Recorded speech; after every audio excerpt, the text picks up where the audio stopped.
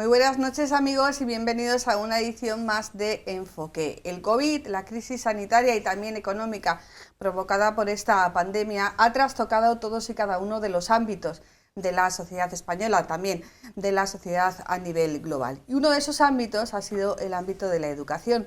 Todos hemos pasado a ser profesores, a ser alumnos, todos nos hemos reinventado, hemos desarrollado nuestra creatividad y mientras tanto el curso seguía adelante. Para hablar de cómo termina este curso 2020-2021, de lo que hemos aprendido y de los retos que tenemos por delante de cara al próximo curso, tenemos con nosotros a dos expertos en el ámbito de la educación y también colaboradores habituales de nuestra casa, a los que les agradecemos que hayan venido hasta nuestra casa, hasta aquí, hasta nuestro plató. Presentamos en primer lugar a José David Sánchez Beato, asesor jurídico de Escuelas Católicas en Castilla-La Mancha. José David, buenas noches. Muy buenas noches. Muchísimas gracias por venir a nuestro estudio, hoy abierto a dos invitados. Vamos poco a poco retomando la normalidad y tenemos también con nosotros a Ángel Camuña, secretario general de Escuelas Católicas. Ángel, buenas noches. Muy buenas noches. Bueno, en estos tiempos yo creo que con más razón que en otras ocasiones, sobre todo con más verdad, se pregunta aquí qué tal todo, qué tal la familia, ¿todos bien? Gracias a Dios, muy bien todos. José David, ¿todos bien? Bueno, alguna excepción dolorosa, pero todos bien. Bueno, gracias. Eso se queda también en la memoria y en el corazón de cada uno de nosotros. No se puede volver a la normalidad partiendo desde cero, partiendo desde una página en blanco, y en el caso de los colegios, de la comunidad educativa, la decisión primero temporal de suspender la asistencia a los colegios, que luego se ha transformado en una situación hasta final de curso, yo creo que nos sorprendió a todos como nos sorprendió esta crisis del COVID. ¿Cómo han sido estos 3 meses? Ángel, ¿cómo podemos hacer ese balance de lo que han sido estos 3 meses? Bueno, pues mira, al principio de la crisis, algunos pensaban que era para unos días, gente pensaba que para más tiempo. Viendo las noticias, algunos pensamos que sería para mucho tiempo, como luego efectivamente ha sido. Y lo que hicieron los equipos directivos y los colegios fue programar la actividad, es decir, bueno, cómo vamos a estar en contacto con alumnos, con familias y cómo distribuimos el trabajo. Me parece que eso fue lo que nos ha salvado un poco, ¿no? Programar esa actividad para poder continuar el contacto y la tarea educativa, ¿no? Al colegio se va a aprender y lo que hemos intentado es que los procesos de aprendizaje, en la medida posible, continúen en la nueva forma telemática. La gente ya se ha pasado horas y horas en el ordenador, cansado del ordenador. Algún profe me decía ya, dice, estoy deseando que acabe esto para dejar el ordenador 15 o 20 días sin tocar, ¿no? Pero bueno, pues lo que se hizo fue programar esto para que al final esto que incide realmente en la vida de los alumnos, por supuesto, porque no solo ha sido que no vayan a clase, sino que muchas familias han sido afectadas, bien porque han tenido personas enfermas, desgraciadamente algunos han perdido seres queridos, y también porque muchos han perdido el trabajo. Bueno, pues que el colegio ayudará a mantener cierta normalidad y estabilidad en el alumnado. Me parece que eso es algo muy bueno que hemos aprendido, aparte de todos los medios telemáticos, para trabajar. La comunidad educativa yo creo que ha aguantado el reto con, asumiendo algunas dificultades, aprendiendo también, buscando oportunidades en estas situaciones. En principio, la comunidad ha aguantado. Ha demostrado una capacidad de adaptación extraordinaria. Algunos que no participamos nada más que del contexto jurídico en el ámbito docente, en el ámbito educativo, pues hemos visto un nuevo significado a ese palabra que hacía correr tinta, que es la resiliencia, la capacidad de sobreponerse, de superar pues circunstancias adversas, incluso traumáticas. Los equipos directivos, el profesorado, los padres con su comprensión se han adaptado, como decíamos, de una manera extraordinaria y sin el paso cambiado, dando tranquilidad precisamente y continuidad a esos procesos educativos, bueno, pues que las familias han seguido también al pie del cañón y han sido precisamente el complemento adecuado a una crisis, a una situación inédita para todos nosotros. ¿Qué ha sido lo más difícil, Ángel? Pues yo creo que lo más difícil fue esa primera semana, cuando comienza todo. A partir del 13 de marzo. 13 de marzo, aquel viernes, luego la primera semana, hasta que cada uno se pone al día, logramos detectar quién tiene brecha digital, explicamos a las familias cómo se va a trabajar. Ese fue quizá el momento más difícil para empezar. Y luego cuando volvemos de Semana Santa y vemos que no podemos empezar de nuevo, hay otro momento, eso de las curvas que decía y el pico, sí. Ha habido otra situación un poco difícil porque al final cundía un poco el desánimo. Unido a lo de la Semana Santa, la vuelta pues a esas instrucciones en las que se decía que los alumnos no podrían suspender, o bueno, como que se invitaba a que lo que hemos hecho este tercer trimestre no contara mucho, pues al final eso ha supuesto cierto desánimo, pero a pesar de eso, yo creo que en el fondo se ha trabajado y se ha trabajado muy bien. ¿Y las oportunidades que se han visto, cuáles han sido? De cara, por ejemplo, al comienzo del próximo curso, José David.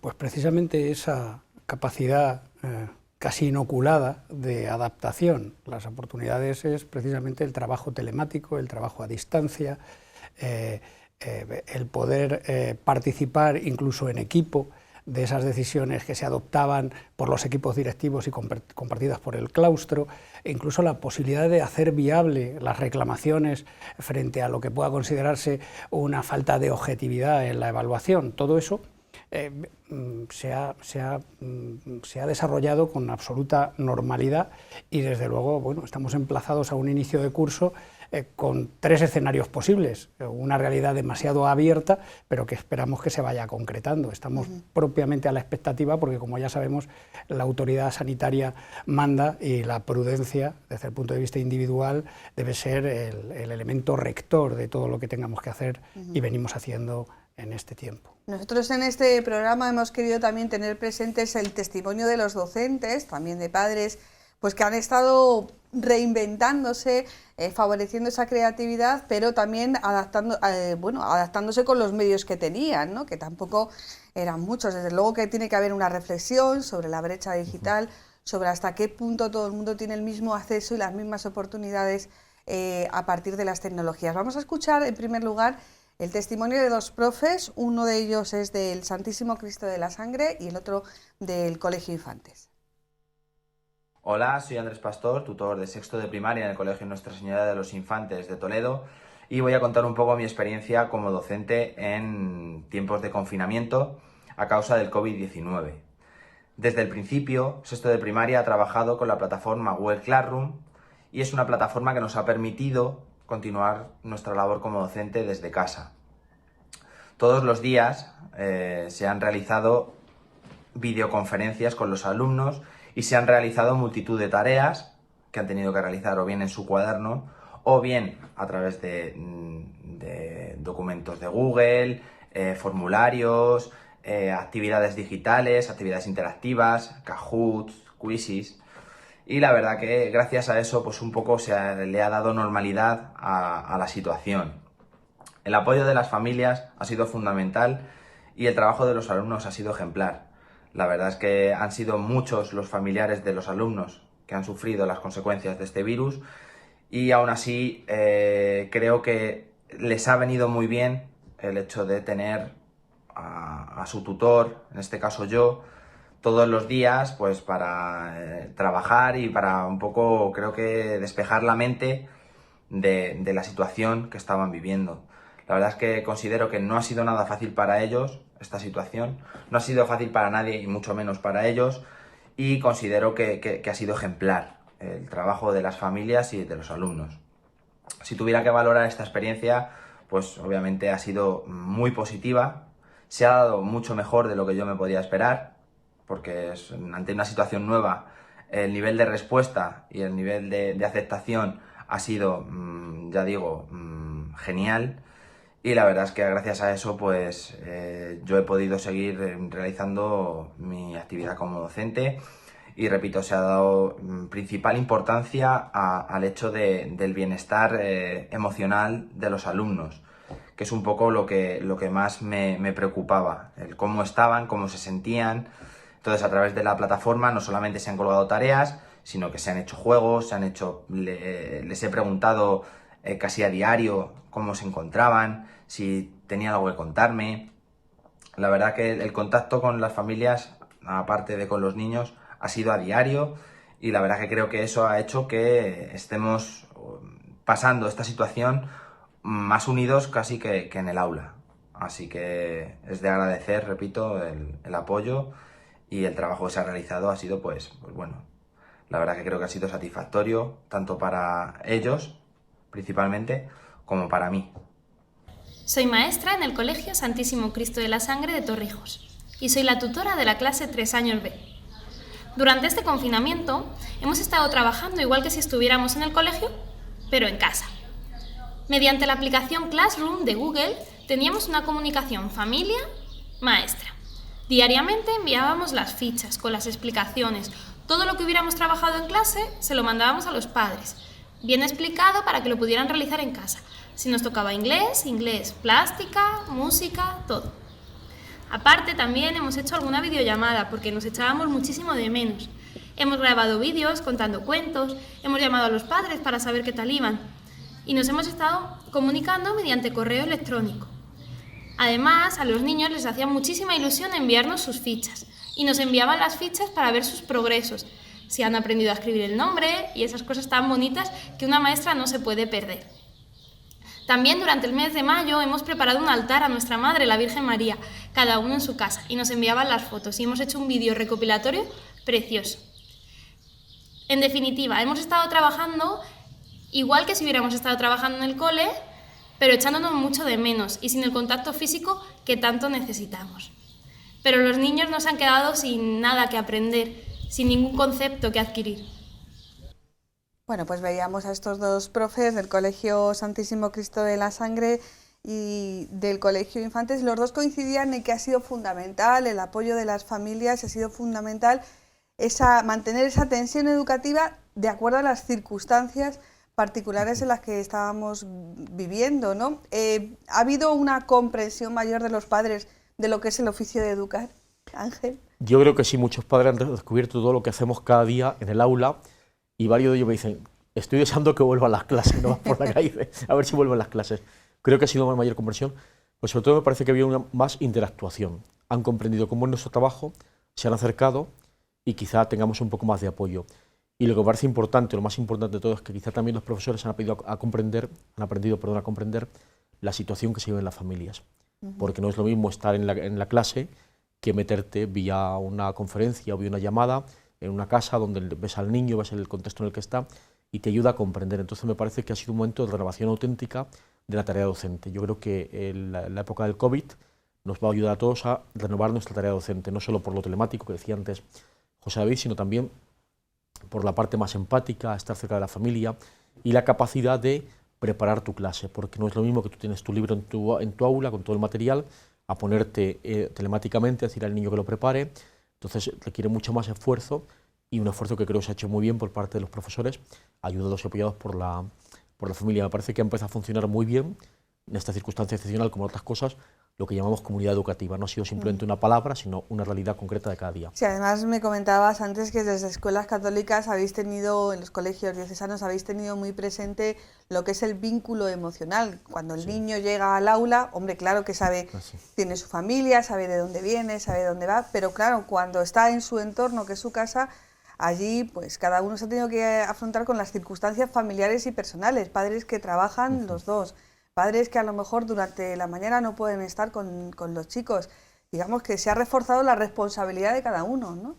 Sí, yo creo que ha sido para que los propios alumnos sean más responsables, pero también para poder interactuar y poder ayudar un poco, bueno, pues la forma de ayudar a cada profesor, incluso a algún profesor. Es decir, yo en uno de los colegios que estoy, una profesora tenía un niño de meses y claro, me decía, es que yo un momento en que no tengo que dejar al niño y no puedo estar interactuando con el alumno. Bueno, pues esa parte ha sido comprendida por los padres, se han buscado las horas adecuadas para impartir las clases o dar esa clase online. Me parece que ha sido algo muy bonito. Es una forma de conocernos como en otras facetas que normalmente no se conocen cuando estás en el aula. La escuela es una familia, y ahora de verdad es una familia. Sí, pues eso, niños que aparecen mientras la profesora está dando clase, suena el teléfono y todas esas cosas. Hablábamos y estamos en esta semana, se están cerrando evaluaciones. Escuelas católicas desde el primer momento, cuando salió la última normativa, seguro que no es la última, ¿verdad, José David? No, porque está saliendo normativas constantemente. Bueno, pero sí que causó mucho revuelo en este clima de incertidumbre en el que hemos estado durante estos 3 meses y en el que seguimos estando, no lo podemos olvidar, que, bueno, parece que de las primeras intervenciones de la ministra de Educación se hablaba de esa especie de aprobado general, algo que bueno levantó muchas ampollas, sobre todo levantó también pues ciertos tópicos en torno a que una vez más no se reconocía el esfuerzo individual, el esfuerzo de los profesores. Bueno, no ha habido aprobado general, Ángel. No, no he ido. ¿Ha habido aprobado general? Porque tampoco esa era la voluntad del Ministerio. ¿O sí? O... Bueno, yo no sé la voluntad del Ministerio porque estaba allí en la reunión de la interministerial. Yo creo que la voluntad del Ministerio ha sido que salvar la brecha digital de alumnos y la brecha emocional de quienes han sufrido el COVID. Con buena o mala intención, esa ha sido la voluntad. Tengo la sensación por lo que después ha dicho la prensa. Creo que en la realización práctica no se afina lo suficiente. O sea, yo entiendo que se puede ver esa situación personal de cada alumno en las comunidades educativas sin necesidad de que se tenga que aprobar por ley a todo el mundo, o sin necesidad de que no se tenga que evaluar lo que se ha hecho durante estos meses. Hemos estado 3 meses fuera del aula, en clase telemática, como se decía, o clase online, y se ha estado trabajando. Y al final la sensación que existe por parte del profesorado y por parte de alumnos que trabajan es que, hombre, mi trabajo no se tiene suficientemente en cuenta. Entonces, esa parte está ahí. Yo creo que quizá se podría haber afinado un poco más. A mí me parece que ha faltado un poco, José David quizá que tiene más experiencia que yo, un poco esa tarea de escuchar a la comunidad educativa. O sea, no simplemente, bueno, pues hay que solucionar el problema, sino vamos a escuchar vía Consejo Escolar del Estado, vía Consejo Escolar de Autonomías, no sé, la fórmula, es verdad que telemáticamente hay muchas fórmulas, haber escuchado un poco más la opinión antes de poner la norma, porque es verdad que el fin de curso no llegaba hasta el día, hasta primeros de junio. Bueno, pues en vez de lanzar las ideas el día 1 de abril, pues esperéis al día 1 de mayo y da tiempo a escuchar, es lo que en mi opinión podría faltar. ¿Esas primeras declaraciones desmotivaron un poco a la comunidad educativa, José David? Bien. Alguien las interpretó incluso como una injerencia a la independencia de los centros. Es lo más llamativo. Es decir, esa orden del Ministerio hace un especial énfasis en la autonomía organizativa y pedagógica de los centros, que es un principio que nosotros afirmamos constantemente, pero a la hora de primar la calidad de la educación, no a la hora de resolver aquello que no hace el Ministerio, que viene obligado, precisamente en una situación de emergencia, a establecer los mínimos vertebradores del sistema educativo con carácter general. Por eso son mínimos vertebradores, por eso son bases estatales del sistema educativo.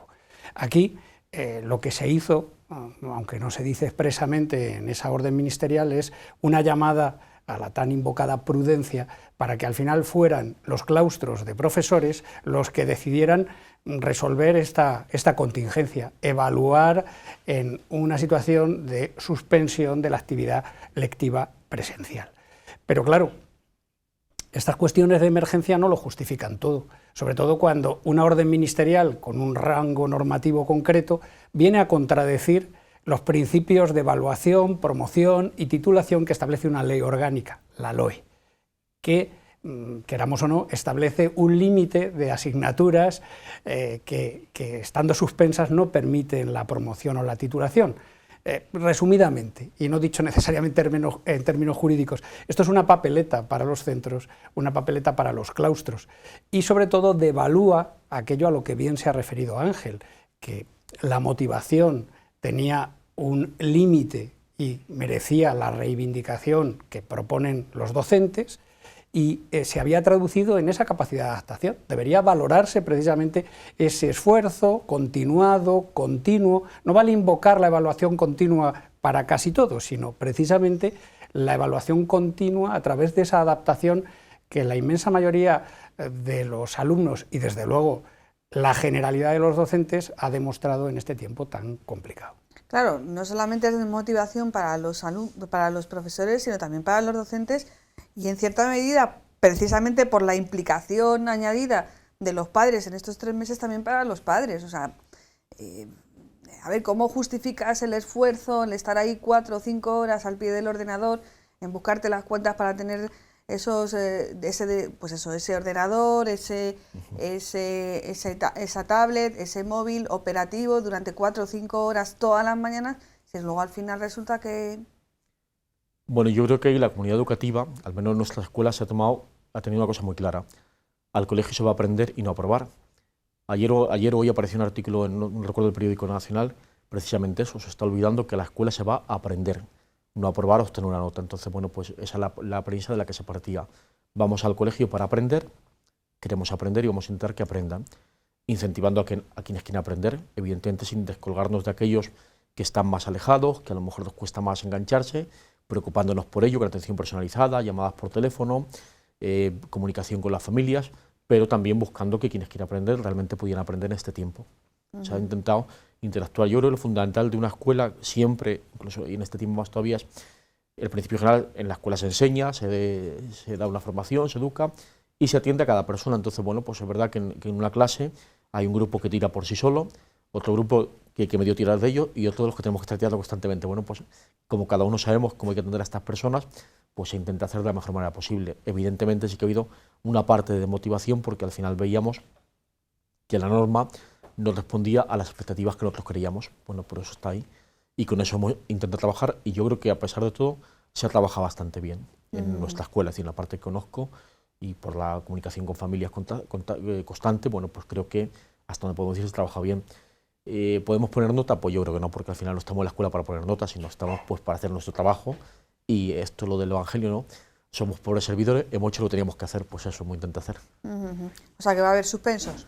Alguno habrá, sí, porque si no, no tiene sentido. Bueno, no tiene sentido. La escuela existe para que la gente apruebe, pero al final, si alguien no quiere aprobar, ¿para qué le vamos a aprobar nosotros? La gente también tiene derecho a decir que no quiere estudiar nada, que no quiere hacer nada, entonces... Y pero en esa eso parte de ahí, hay y luego, mucha diferencia con hay, respecto a la clase presencial, porque si el que no estudia en clase presencial tampoco estudia en casa.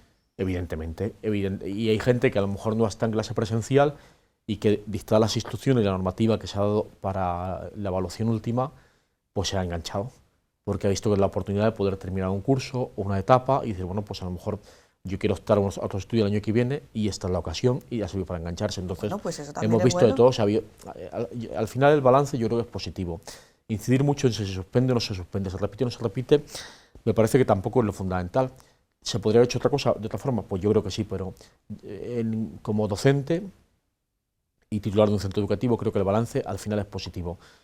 Hay que añadir, bueno, el sobretrabajo al que está sometido, quizá alumnos, porque muchos de ellos se han quejado de todo el trabajo que se les enviaba, y también profesores, porque es verdad que no es lo mismo que tú estés en clase viendo quién trabaja, quién no, a que estés telemáticamente, que todos los días tienes que revisar su tarea, la tarea del alumno. Bueno, pues aparte había un sobretrabajo, pero yo creo que el balance es positivo, mi opinión personal. O sea, lo de los suspensos, no, bueno, pues creo que queda algo anecdótico, evidentemente, por la situación especial va a haber menos suspensos que otros años, lógicamente, porque es que es una situación distinta, especial, y el año que viene pues tendremos que retomar el curso, quizá en algunas cosas que este año no hemos podido dar tranquilamente, pues para ayudar al alumnado a que no abandone la educación. Entonces creo que es lo fundamental. Cuando se ha decidido que un alumno repita un curso, si se decide o suspende una asignatura, lo que busca detrás de ello es que el alumno no abandone el sistema educativo, porque a lo mejor pasar a un alumno de curso queda muy bien ahora, pero el año que viene se va a desanimar, no va a poder continuar y va a abandonar el sistema educativo. Entonces, esa es la motivación principal. Y lastra también el funcionamiento del curso, que me imagino que el curso, ahora hablaremos de cómo comenzará, pero bueno, habrá que nivelar bueno, los contenidos aprendidos en este curso que ha sido excepcional de cara a comenzar el nuevo curso. Así que habrá unas semanas un poco como de adaptación. En esta situación excepcional que todos hemos vivido, lo que no ha resultado también excepcional, y permitirme la ironía, el empeño del gobierno de Pedro Sánchez de seguir adelante con la tramitación de la nueva ley educativa. Yo he contado, bueno, me salían 9, pero según la documentación que he tenido de referencia me decían que esta era la 8ª ley, la LOMLOE. Esto se lo sabe muy bien José David.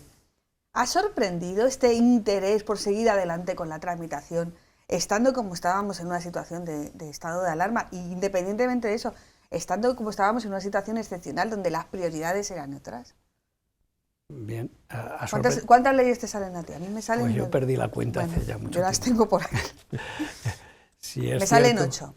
Sí, es cierto que hay determinadas normas que no han entrado siquiera en vigor. Claro. Hay normas que se han desactivado respecto de sus aspectos más polémicos, podemos decir, pero sí es cierto que esta norma, cuyo proyecto fue aprobado por un Consejo de Ministros el 3 de marzo, que parece que entonces, salvo que entremos a diseccionar las distintas informaciones que había sobre la extensión de la pandemia, presumiblemente podemos decir que no era sospechosa en su tramitación, sí que ha demostrado en su tramitación una obcecación por sacarla cuanto antes.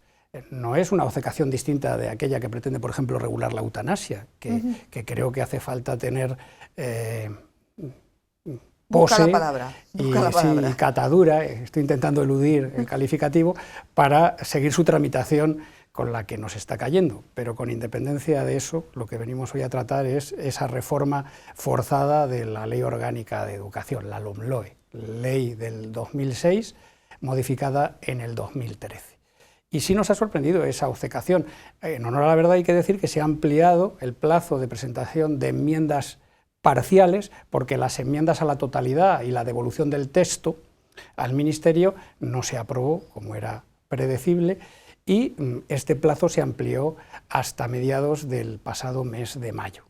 Esto ha servido precisamente para poner de manifiesto esa contestación a la que antes me refería por parte de la comunidad educativa. Un proyecto de norma nacido sin debate, desde luego sin consenso, y eludiendo el trámite parlamentario más acomodado precisamente a contrastar al menos la opinión de los distintos grupos con representación en las Cortes.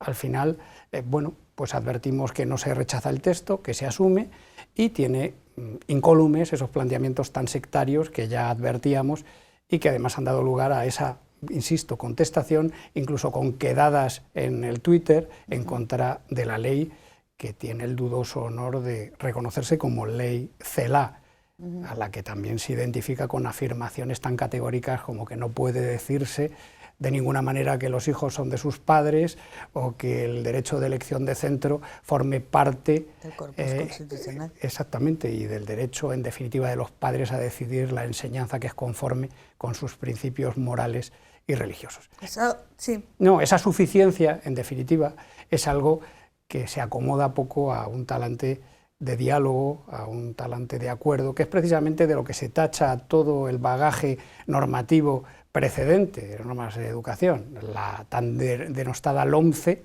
del Partido Popular, viene ya indisolublemente asociada al PP, se confunde esto con los recortes, que es otra cuestión distinta, pero a esa norma, que evidentemente no era ni mucho menos la mejor de las normas, se le achacan nacer sin consenso. Bueno, pues si desde luego ese es el reproche fundamental, esta norma ha nacido sin consenso y aún antes sin debate. O sea, si el reproche para la ley del PP fue que no había consenso, ese mismo argumento tiene que servir para esta ley, aunque sea promulgada por el Partido Socialista y su confluencia de partidos. Nace sin consenso, o sea que el reproche debe ser igual, y unido, independientemente de quién la incita. Sí, pero precisamente porque además eso se une a su formulación, y su formulación constituye una quiebra con los principios que afirma esa trayectoria normativa en desarrollo de un derecho fundamental que es la educación. Trata de eliminar la demanda social. La programación de puestos escolares se convierte en una planificación administrativa. Yo soy administración donde digo que hay que crear puestos escolares.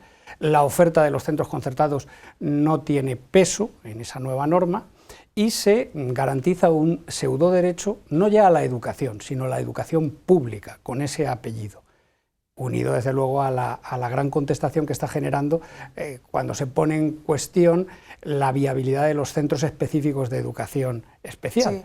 Sí. Entonces, vamos a ver, tiene todos los aditamentos para nacer pues, con todos esos déficits que desde luego nos hemos encontrado en el texto, en la propuesta del Gobierno, y que no será porque no hemos llamado la atención sobre esa manera de interpretar algo que hasta la fecha funcionaba bien y que ahora trata de subvertirse de una manera tan abrupta. ¿Por qué esta urgencia en tramitar de esta forma esta nueva ley educativa? Porque quieren que entre en vigor en el curso 2020-2021, o sea, en septiembre. Bueno, eso sería imposible porque no está aprobado y no da tiempo a que bueno, empiece. Bueno. Otra cosa es que hubieran querido, a lo mejor en otras circunstancias, pero eso es imposible actualmente. La urgencia, yo creo que porque es una ley ideológica desde que se llegó al poder por parte del Partido Socialista con la moción de censura. La primera norma que se preparó, de las primeras fueron la LOMLOE, si es así, la LOMCE se preparó, quedó abortada por la fallida legislatura. Una vez que comienza de nuevo la legislatura se vuelve a presentar casi el mismo proyecto, idéntico casi, y yo creo que responde a un carácter ideológico, me parece que es fundamental, ¿no? Es decir, ya cuando en el Congreso de Educación de hace un par de años, me parece, vino aquí la ministra de Educación y habló de esos pilares de la nueva ley, pues aparecía un claro proyecto ideológico en el cual, bueno, pues intentan ellos diseñar la educación que piensan que es la que piensan que es lo mejor para el pueblo. Yo a veces pienso que esto es, yo hago todo pensando que no viene sin consultar al pueblo. Bueno, pues eso tiene otro nombre más que democracia, pero bueno, no voy a decir aquí. Entonces, esa parte de decir, si coincide con mi idea es democrático, si no coincide con mi idea, pues no merece ser escuchado. Bueno, pues yo creo que falta esa parte de consenso y de diálogo para llegar a acuerdos. Yo creo que al final, es lo que decía al principio del programa, la ley educativa tiene que ser un pensar cómo queremos la educación de los españoles dentro de 15 años o de 20 y empezar ya desde ahora. Porque si no, al final vamos a estar siempre en el debate ideológico, esto es mío, esto es tuyo, y esto es de, bueno, pues yo creo que el problema no es de si hay centros concertados o públicos, de si hay, yo creo que lo fundamental es cómo queremos la educación, vamos a poner las mejores fuerzas en ello y a trabajar conjuntamente. Y creo que eso no es algo público-privado, creo que eso forma parte de todos, porque la sociedad, principalmente, si nos ponemos en ese contexto, principalmente es privada. La administración pública lo que hace es servir a las personas. Entonces las leyes tienen que servir, entiendo, a las personas. Y bueno, pues yo creo que un poco por ahí es donde habría que ir. Y parece que ese no es el matiz que tiene o el cariz que tiene la actual ley, o la posible ley que no va a salir del Parlamento. Es curioso porque cuando se habla de este debate, luego aquí en este programa hemos hablado muchas veces de los tópicos que están alrededor de la educación concertada. Ayer mismo Escuelas Católicas sacaba un comunicado donde hablaba de la realidad de la educación concertada en Europa. Sí. Y habrá gente que pero es que en Europa hay educación concertada. Pues sí, en Europa hay una educación concertada, modelos parecidos a la educación en España, y no tienen estos problemas. Yo invito a la gente a que se meta en esa campaña, se llama Las 10 verdades de la concertada, cada mes ha ido sacando una verdad, y la última es la comparación con el modelo europeo de enseñanza. Pues me parece que es importante descubrir cómo la escuela, en cualquier parte, la escuela, bueno, pues interactúa perfectamente lo que sería la escuela de iniciativa social y la escuela de iniciativa pública. Y quizá tendríamos que distinguir o quitar esa parte de escuela pública, es decir, escuela estatal o escuela autonómica, porque es quien financia. Pero el servicio público lo presto yo exactamente igual que lo presta la escuela financiada directamente o por la Consejería de Educación, ¿no? Entonces, me parece que esa parte es fundamental. Es decir, prestamos un servicio que es el servicio público de educación, ¿y quién lo presta? La sociedad del Estado y luego la sociedad civil que crea, pues, escuelas católicas, otro tipo de personas que crean instituciones educativas. Y eso es lo que logra que haya igualdad y que haya realmente una auténtica pluralidad en la enseñanza.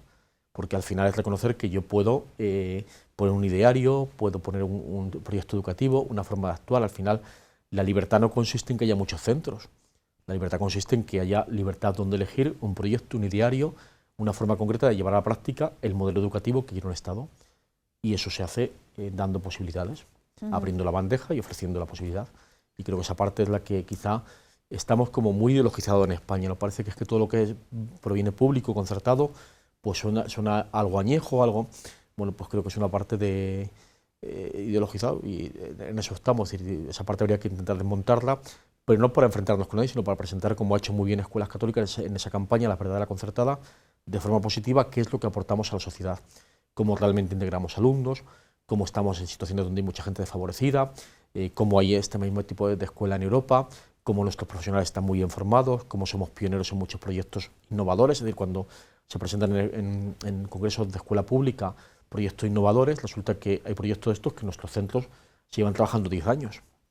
Bueno, pues esta parte está ahí presente y creo que es bueno saberlo, conocerlo y quitar un poco el tamiz ideológico. Yo creo que en el fondo la educación no es de unos ni de otros, sino tendría que ser un servicio para todos. Y además, por encima de todos esos argumentos que nos estás dando, Ángel, hay un argumento fundamental, que es que los padres tienen derecho a elegir la educación que quieren para sus hijos, y que si el arco de elecciones, trasladándolo a otro ámbito, resulta que todos tenemos que ser del Real Madrid, por ejemplo, pues poca elección tengo. No puedo ejercer mi derecho a ser del Atleti o del Barça. José David. Sí, así es. Respecto de esta defensa fundamentada de la enseñanza concertada y más en concreto de la enseñanza de ideario, a lo largo del bagaje, bueno, me atrevo a decir que hasta jurídico, hemos dado muchas pistas a los que están en contra de la enseñanza concertada, que recalan en la idea de que estos de la concertada van y defienden lo suyo. Nosotros no afirmamos la razón de ser de la enseñanza concertada, no, nosotros afirmamos antes la razón de ser de la libertad de la enseñanza, precisamente para quien quiera una enseñanza de titularidad pública opte libremente por ella, libre y responsablemente por ella. Entonces, nuestra defensa no es la defensa a ultranza de un modelo, no, nuestra defensa es de un sistema además fundamentado por la opción del legislador. Ahora bien, retomando esto de haber dado demasiadas pistas a quienes están en contra de esta nuestra escuela, pues están determinados a cambiar esa que es la opción del legislador, porque siempre lo digo que tengo oportunidad, la alegación, la invocación del artículo 27, que consagra precisamente el derecho de las entidades privadas y también de las personas físicas a crear centros distintos de aquellos de creación pública, no lo vale todo. Es decir, hay que tener el convencimiento de que una sociedad plural demanda un sistema educativo plural. No ya la enseñanza concertada, sino la libertad de optar entre un tipo de enseñanza de ideario y otro tipo de enseñanza libre y responsablemente, como decimos, pero claro, no puede venir esa opción predeterminada precisamente por la falta de opción. Yo tengo la autoridad moral, llegará a decirnos este paso el legislador, de decirle a los padres cuál es la enseñanza acertada. Y precisamente que en apoyo de esa afirmación se viene a decir que lo mejor de una enseñanza es aquella enseñanza pública, única y hasta laica. Y desde luego se soslaya este detalle principal de que la opción por una educación laica es una opción netamente ideológica. El negar el sentido trascendente de una educación, el negar esa visión que tenemos del hombre y su sentido trascendente, es una opción ideologizada, es una opción que niega precisamente lo que nosotros afirmamos que forma parte no solo de la instrucción, de la transmisión del conocimiento, sino de una educación en valores. Y además es que, yendo a la base de todo, es una forma de coartar la libertad de los padres, porque en el fondo la enseñanza concertada existe no porque la Constitución lo diga, o sea, lo recoja, sino porque hay unos padres que optan por esa enseñanza. O sea, en vano sería la reivindicación de la enseñanza concertada si no hubiera nadie que quisiera la enseñanza concertada. O sea, si no tienes una demanda, tú no puedes hacer la oferta. Y aquí hay una demanda que se va multiplicando año tras año cuando llega la petición de plazas. O sea, siempre hay padres que quieren llevar a sus hijos a la enseñanza concertada. Entonces, ¿quién eres tú para limitar ese derecho? Bueno, aquí estamos en las dos piedras de toque que tiene la nueva ley, o que se dice. Una es la enseñanza concertada y otra es la enseñanza religiosa. La concertada, el padre decide que el alumno va ahí y tiene que decidirlo y mantenerlo constantemente, y por tanto una elección libre de los padres, sino lógicamente existimos para la familia y por las familias. Y luego en otro lado está también la enseñanza religiosa escolar, donde cada padre cada año tiene que decir que quiere, cada año, o sea, no una vez que viene, como una especie de cada referéndum, año tiene que decir que quiere la anual. enseñanza religiosa, y aún así estamos escuchando, o sea, la mayoría de los padres dicen que sus alumnos, sus hijos, pasen a la enseñanza religiosa, en escuela concertada y en escuela pública, y cada año escuchamos a la CEAPA, que es los padres de la pública, que dicen que hay que quitarles la religión. Oiga, si la mayoría de sus asociados, porque ustedes piden este tipo de enseñanza, ¿por qué quitarla? Bueno, pues en el fondo no deja de ser algo, como ha dicho José Vicente, ideológico, es parte de un preámbulo ideológico donde se quita la libertad. Es decir, la idea es que lo laico es lo fenomenal, lo ideal, y bueno, pues si se quita la libertad, es decir, una escuela única, pública y laica sería muy buena posiblemente, pero faltaría un elemento fundamental que es la libertad. Y esa parte, un elemento fundamental que es la libertad, más el elemento trascendente del hombre, de la persona humana, ¿no? Donde lo conlleva, pues eso está ahí presente y con ello nos encontramos cada día, tenemos que luchar. Y bueno, yo principalmente cuando surge todo esto lo que hago es dar gracias a las familias, porque las familias siguen insistiendo en que el modelo en el que creen es el que tenemos. Porque cuando se hacen encuestas, padres que vienen a nuestra escuela y que no vienen creen que es bueno que haya posibilidad de elección, padres que escogen religión y padres que no escogen creen que es bueno que se pueda escoger religión. Bueno, pues será algo bueno esto. Pues seguimos un poco por ahí, ¿no? Me parece. Y sobre todo porque los defensores de la enseñanza concertada no van contra la pública. Nunca, nunca. Yo quiero que haya un buen sistema público de enseñanza. Yo hubo parte de mi formación que hice en lo que antes todavía no era escuela concertada en aquel momento, un colegio que era concertado, después estudié en un instituto público, estudié en el seminario con universidad privada, después en una universidad pública, he hecho algo de todo. Es decir, que al final es que creo que no es una confrontación, sino es un sistema complementario donde las dos enseñanzas se complementan realmente, pero no que seamos, bueno, para los restos, ¿no? Es decir, donde ya no, eso como un resto ahí que hay que mantener como si fuera una, como en América parece para los indios las reservas, una reserva ahí, no, que sea realmente complementaria, lo que creemos que es fundamental y lo que garantiza la libertad que defiende nuestra Constitución y defienden todas las convenciones de derechos humanos. Es un miedo a la libertad. Más bien es una interpretación muy artificiosa de esa libertad. Yo pago, yo mando, yo financio, yo decido. Y esa negación de la educación, del sistema plural, de la enseñanza concertada, es una negación muy condescendiente. Es decir, se dice a los padres, con esta tradición educativa que tenemos, al menos en España, ya sabemos un poco que paternalista también, ese estado paternalista que vela por los intereses. Sí, no se sabe muy bien qué interés general, porque al final lo que le está diciendo a una familia es: usted se equivocó gravemente, porque se lo digo yo, a la hora de optar por un sistema educativo, por un modelo, por un proyecto educativo concreto. Eso luego genera ese mantra que a mí en lo personal me parece insoportable, de educación concertada sí, pero que se la pague quien la quiera. Pues no, nosotros desde luego, no yo, pero las instituciones a las que yo conozco, instituciones religiosas, instituciones diocesanas, en su día optaron por el concierto educativo en el año 85, ni más ni menos, que estamos hablando del año 85, precisamente para abrir su proyecto educativo de vocación universal. El ideario se propone, nunca se impone, a toda la población escolar.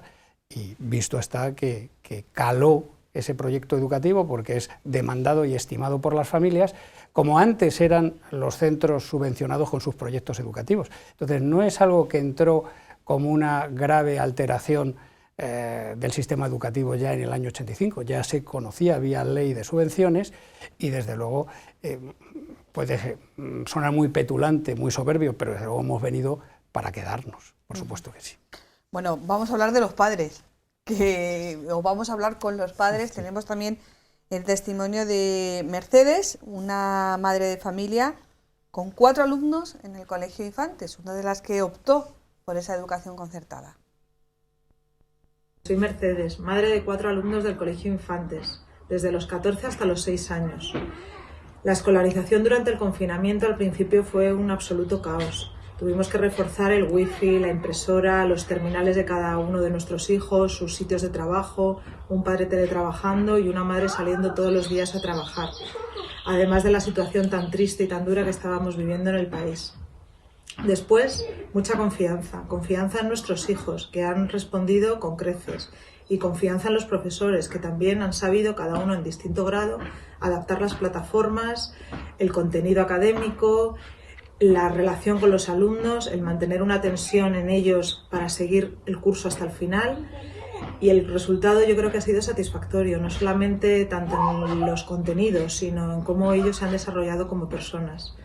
Ha sido una experiencia distinta, pero creo que enriquecedora. Bueno, pues una experiencia distinta, enriquecedora, lo que estamos yo creo que coincidiendo en este programa. Nos queda poco tiempo y, como siempre cuando hablamos de educación, muchas cosas que no queremos que se queden en el tintero, por lo menos esbozar. La EBAU, que ahora estamos ya con las evaluaciones final de curso, los alumnos de segundo de bachillerato no han terminado, les queda prepararse la EBAU.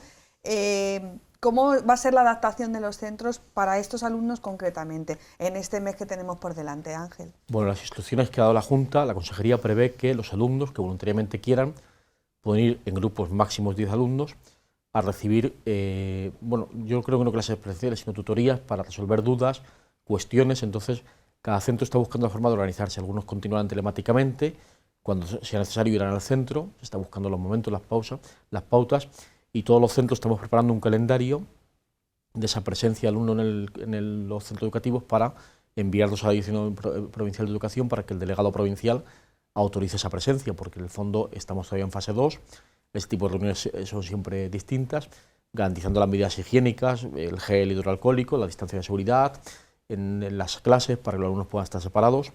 Pues un poco así, es decir, tal como está actuando esta situación nueva que estamos viviendo, bueno, pues adaptándonos un poco.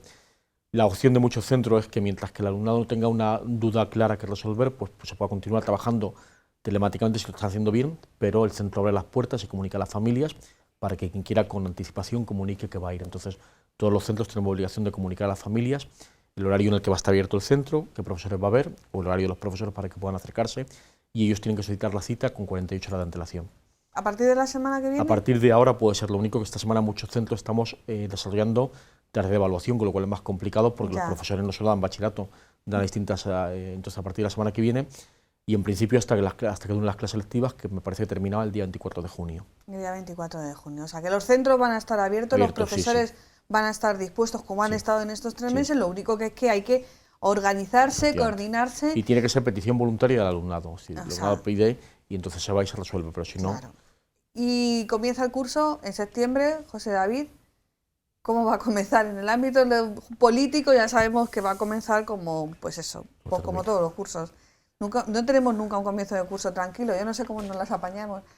Tranquilo, no en lo político tranquilamente, pero bueno, digamos que los centros están preparados para asumir los retos de un comienzo de curso, ¿no? Sin duda.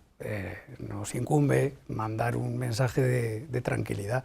No dejan de plantearse esos 3 escenarios que plantea, valga la redundancia, el Ministerio de Sanidad en coordinación con el Ministerio de Educación.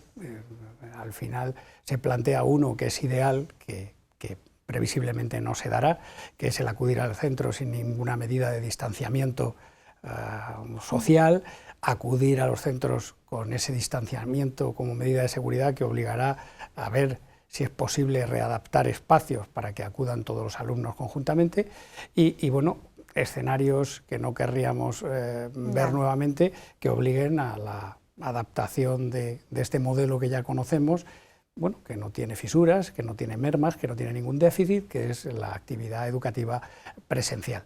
Pero dicho todo esto, porque como sabemos la evolución del desconfinamiento es una evolución que puede demostrarse cambiante, pues trasladar ese mensaje, ya digo, de tranquilidad. Los centros ya trabajan en itinerarios seguros, en adaptación de sus procesos y la atención a la comunidad educativa, y se hace precisamente siguiendo las recomendaciones sanitarias de una manera muy rigurosa, llamando a la corresponsabilidad, por supuesto, y los más pequeños ya demuestran haber adquirido esos hábitos, salvo algunas imágenes que, claro, son las más comentadas, de irresponsables que siempre hay, pero que en definitiva no es la tónica general que advertimos. Ese llamamiento, en definitiva, a la prudencia, que no es nada original en estos tiempos que corren, es algo que tienen asumido las familias y, desde luego, desde los docentes hasta el personal de administración y servicios, pasando por las titularidades, se traduce en la adopción de protocolos, incluso con los servicios de prevención laboral, que permitan una enseñanza lo más normalizada posible. Tranquilidad, serenidad y mucha información y coordinación con los centros. Efectivamente. Esto es importante. O sea, con el centro, no el grupo de WhatsApp, no lo que ha dicho esta cadena de televisión, no lo que ha publicado este periódico. Efectivamente, yo creo que cada colegio irá informando al centro educativo, irá informando a su comunidad educativa, a sus padres, cómo será la vuelta al cole. Entonces, que haya tranquilidad, que se espere, que se vaya informando con el tiempo suficiente y buscaremos que todo sea con la mayor normalidad posible dentro de la circunstancia en la que estemos el día 8 o 9 de septiembre, cuando haya que volver a las aulas. Es que nos quedan Entonces, yo creo que es cierto que como vimos esta sociedad de la información, pues al final damos mucha noticia, bueno, pues esperemos que todo a su tiempo. Hay tiempo para todo, como dice el libro sagrado. Que no nos precipitemos, que al final lo que se tenga que hacer se hará como se ha demostrado en estos 3 meses. Bueno, pues a los dos muchísimas gracias por compartir este tiempo de televisión con nosotros. No somos lo más importante es el trabajo que habéis realizado durante estos 3 meses en vuestra persona. Queremos también dar las gracias a todos, a docentes, a equipos directivos, a los padres, a los alumnos, a ese voluntariado también de gente que pues ha preparado que sí esta wifi, que sí esta aplicación, aquella. Y yo creo que, bueno, que se ha demostrado que es posible. Claro que ha habido déficit, claro que ha habido carencias, pero bueno, yo creo que tenemos que ser críticos a la hora de valorarnos y decir, oye, ha salido adelante. No ha sido fácil, pero es que esto tampoco estaba en la previsión de ninguna cabeza. Y nosotros, como venimos haciendo habitualmente, en este nuevo formato de enfoque, nosotros también nos adaptamos. Vamos a terminar nuestro enfoque con ese vídeo en el que, bueno, un poco recogemos lo que han sido estos 3 meses de trabajo en el ámbito de la educación. Hasta la semana que viene. Buenas noches. Todos y cada uno de nosotros recordaremos los primeros meses de este año 2020 en el plano personal por cómo nos afectó a nosotros, nuestra familia y amigos, y en el plano profesional, pues la pandemia provocada por el COVID ha trastocado todo. Nadie ni nada ha resultado ajeno a estas circunstancias nunca antes vividas, siquiera imaginadas. Los estudiantes recordarán el curso 2019-2020 como el curso del COVID, donde un día, de la noche a la mañana, todo cambió. Al primer anuncio dubitativo de cierre de las aulas de una forma temporal, se fueron uniendo acontecimientos nunca previstos. El sueño de una educación online se hizo realidad demasiado deprisa y en muchas ocasiones se convirtió en un mal sueño. Los salones se convirtieron en aulas, las cocinas en clases de manualidades y todos, padres, alumnos y profesores, comenzaron a comunicarse a través de una pantalla. Durante estos meses son muchos los que han aprendido sobre la marcha.